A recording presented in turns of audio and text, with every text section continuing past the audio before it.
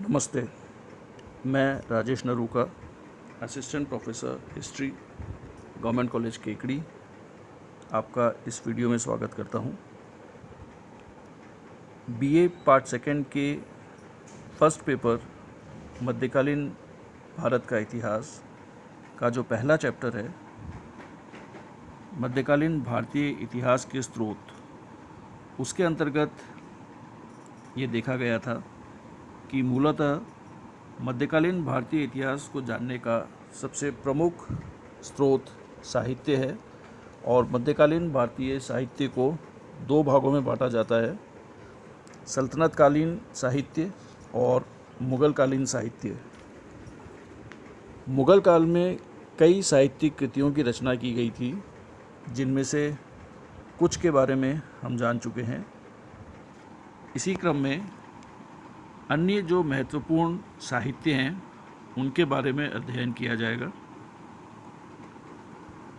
मुग़ल काल के एक प्रमुख रचनाकार अबुल फज़ल थे, जिनकी दो रचनाएं महत्वपूर्ण मानी जाती हैं, अकबरनामा, और आज जिसके बारे में बताया जाएगा वह है आईने अकबरी। यह भी अबुल फज़ल की ही एक कृति है और कई इतिहासकार मानते हैं कि वास्तव में यह अकबरनामा का ही एक हिस्सा है, जो कि बाद के अध्याय के रूप में महत्वपूर्ण है। इसे अकबरनामा का परिशिष्ट भी कहा जाता है और यह ग्रंथ इसीलिए भी महत्वपूर्ण है क्योंकि इसमें अकबर के शासनकाल की सामाजिक, धार्मिक, आर्थिक, राजनीतिक और लगभग सभी जो शासन के प्रमुख अंग थे और उसके बाद में संस्कृति के मूलतः जो भाग थे, उनके बारे में इसमें लिखा गया है। कुछ इतिहासकारों का मानना है कि इसमें राजनीतिक और प्रशासनिक जो अंश है वह कम है, लेकिन क्योंकि यह चीज़ें अन्य साहित्य में भी उपलब्ध हैं, इसीलिए बाकी चीज़ों को देखते हुए इसे एक महत्वपूर्ण कृति माना जाता है। आईने अकबरी में अबुल फज़ल ने हिंदू सभ्यता और हिंदू दर्शन का भी वर्णन किया है। एक अन्य महत्वपूर्ण ग्रंथ मुग़ल काल का माना जाता है मुंतखाब उत तवारीख, जिसके रचयिता अब्दुल कादुर बदायूनी थे। बदायूनी के इस ग्रंथ को भी मुख्यतः 3 भागों में बांटा जा सकता है। इसके पहले भाग में दिल्ली के सुल्तानों और बाबर तथा हुमायूं के शासनकाल का वर्णन किया गया है। दूसरे भाग में अकबर के शासनकाल का वर्णन है और तीसरा भाग संबंधित है संतों के और सूफियों के बारे में। बदायूनी ने ही महाभारत को अनुवाद किया था फ़ारसी भाषा में, जिसे रज़्मनामा कहा जाता है। बदायूनी इस्लाम धर्म की जो प्रकृति बदल रही थी अकबर के शासनकाल में, उससे संतुष्ट नहीं था और वह इस्लाम को पुराने अरबी रूप में ही देखना चाहता था और इसकी झलक उसकी कृतियों में प्राप्त होती है। एक अन्य महत्वपूर्ण ग्रंथ है तबकाते अकबरी, जिसके लेखक हैं ख्वाजा निज़ामुद्दीन अहमद। वह स्वयं अकबर के साथ कई सारे अभियानों में शामिल था। वह स्वयं एक सैनिक था और उसने कई महत्वपूर्ण अभियानों में महत्वपूर्ण भूमिका का निर्वाह किया। बाबर, हुमायूं और अकबर के शासनकाल के बारे में इसमें वर्णन है और इसके अलावा उस समय जो प्रांतीय राज्य थे, उनके इतिहास का भी वर्णन इसमें देखने को मिलता है। निज़ामुद्दीन अहमद ने इस ग्रंथ की रचना काफ़ी खोज और जांच पड़ताल के बाद की और यह एक रिसर्च ओरिएंटेड ग्रंथ था और इस दृष्टि से इतिहासकार मानते हैं कि क्योंकि उसने कई स्रोतों का सहारा लेकर के अपने इस ग्रंथ की रचना की, इसीलिए यह अन्य कृतियों से अधिक निष्पक्ष और सही कही जा सकती है। बाबर के अलावा एक और मुग़ल बादशाह जिसने अपनी आत्मकथा लिखी, वह जहांगीर था।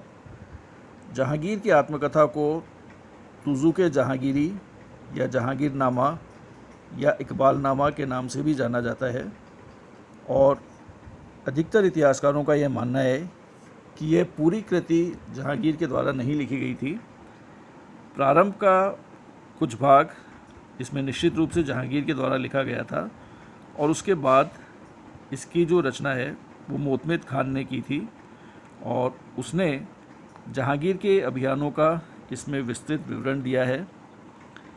इस पुस्तक की एक महत्वपूर्ण बात यह है कि इसके अंदर जहांगीर के शासनकाल के विद्रोहों के बारे में, उनके दमन के बारे में जानकारी दी गई है, जो कि सामान्यतः आत्मकथाओं में देखने को नहीं मिलती है। इस ग्रंथ में दरबार में मनाए जाने वाले जो उत्सव थे उनका भी वर्णन है।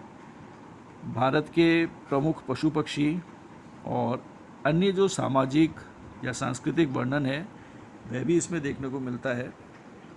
भारत के प्राकृतिक सौंदर्य का भी इसमें वर्णन किया गया है, और इस प्रकार से यह कृति भी महत्वपूर्ण है, क्योंकि राजनीतिक इतिहास के साथ साथ यह सांस्कृतिक इतिहास के बारे में भी महत्वपूर्ण जानकारी देती है।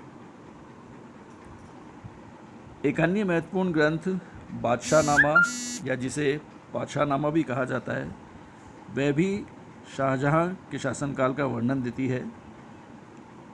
कुछ इतिहासकार मानते हैं कि वास्तव में इस ग्रंथ की रचना 3 साहित्यकारों के द्वारा की गई थी: मोहम्मद अमीन कज़विनी, अब्दुल हमीद लाहौरी, और उसको जो संपन्न है वो किया था मोहम्मद वारिस ने।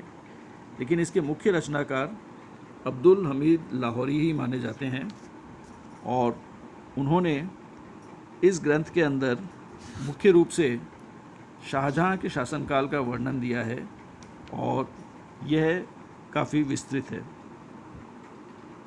एक अन्य ग्रंथ जो हम पढ़ेंगे इसमें वह है आलमगीरनामा, और यह ग्रंथ मोहम्मद काजिम के द्वारा लिखा गया था, और इसमें औरंगज़ेब के शासनकाल का वर्णन है।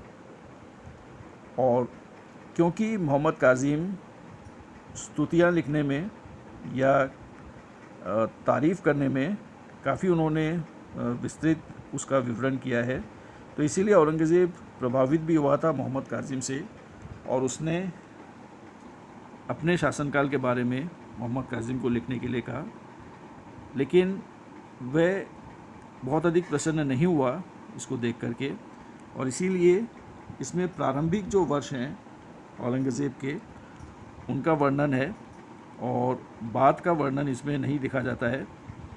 और ऐतिहासिक दृष्टि से भी इस पुस्तक को बहुत अधिक प्रामाणिक नहीं माना जाता है। तो मध्यकालीन भारतीय इतिहास को जानने के लिए लिखित साहित्य प्रचुर मात्रा में उपलब्ध है, लेकिन जैसा कि इतिहास लेखन में हमेशा देखा जाता है, और मुग़ल काल और सल्तनत काल में भी ये बात लागू थी कि अधिकतर जो साहित्य है वो शासक की देखरेख में किया गया था, और ऐसी स्थिति में साहित्यकारों के लिए आवश्यक हो जाता था कि वे अपने शासक की प्रशंसा करें, उसके अच्छे कृत्यों का उल्लेख उसमें करें। तो इस प्रकार से पूरी तरह से निष्पक्ष इस साहित्य को नहीं माना जा सकता है, लेकिन क्योंकि उस समय के इतिहास के लिए ये जानकारी है और लिखित में है, इसीलिए मध्यकाल के इतिहास को जानने के लिए जो साहित्य उपलब्ध है उससे निश्चित रूप से एक इतिहास उस समय का जो है वह निर्मित किया जा सकता है।